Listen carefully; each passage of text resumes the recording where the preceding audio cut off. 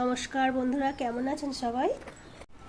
আজকে বানাবো তেলাপিয়া মাছ দিয়ে আর এই পদ্মকচুর ডাঁটা আলু বেগুন দিয়ে মাছের একটা ঝোল বানাবো। আপনারা উপরের দিকে স্কিপ না করে দেখতে থাকুন, আশা করি আপনাদের খুব ভালো লাগবে। বন্ধুরা দেখুন, এখানে আমি বেগুনগুলোকে ভালো করে ছাড়িয়ে কেটে নিয়েছি, আলু কেটে নিয়েছি আর পদ্মকচুর ডাঁটাগুলোকেও ভালো করে ছাড়িয়ে কেটে নিয়েছি। তেলাপিয়া মাছগুলোকে ভালো করে ধুয়ে নিয়েছি, চলুন তাহলে ভেজে নেওয়া যাক।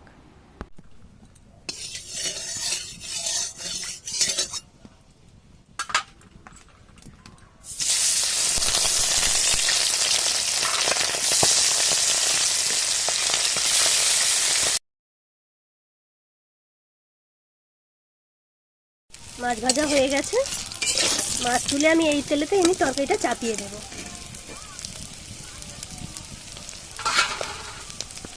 প্রথমে দেব তেজপাতা,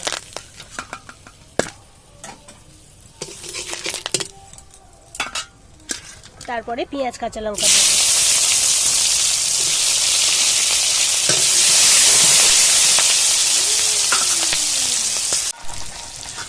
তারপরে আলুগুলো ভেজে নেব।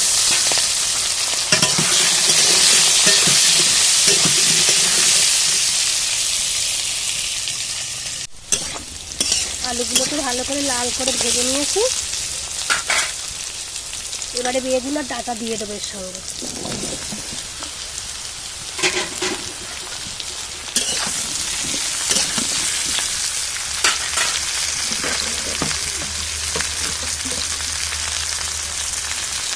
কড়াইয়ের মধ্যে একটু লবণও ছড়িয়ে দেবো, নাহলে নরম হয়ে আসবে না।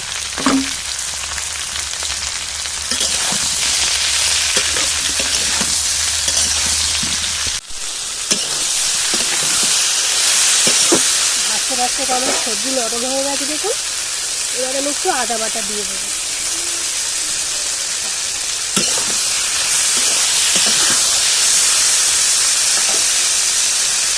আগে লবণ দেওয়া ছিল, তার জন্য আমি লবণ দেবো, হলুদ দেবো,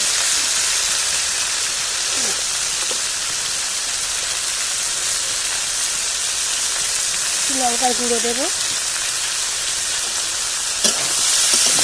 দিয়ে খানিকক্ষণ কষিয়ে জল ঢেলে দেবো। আপনারা হয়তো ভাবছেন এই পদ্মকচুর ডাঁটা ভালো লাগবে, কিন্তু না, এরকম করে একটু রান্না করে দেখবেন, আশা করি খুব ভালো লাগবে আপনাদের, গালে লাগবেই না। জল ঢেলে দেবো।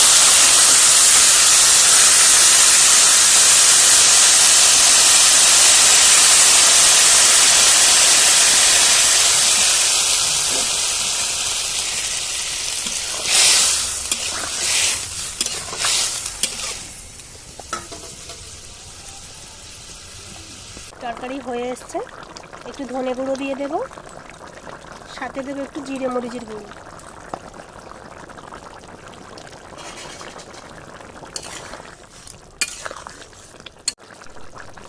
তারপর ভাজা মাছগুলোকে দিয়ে দেবো।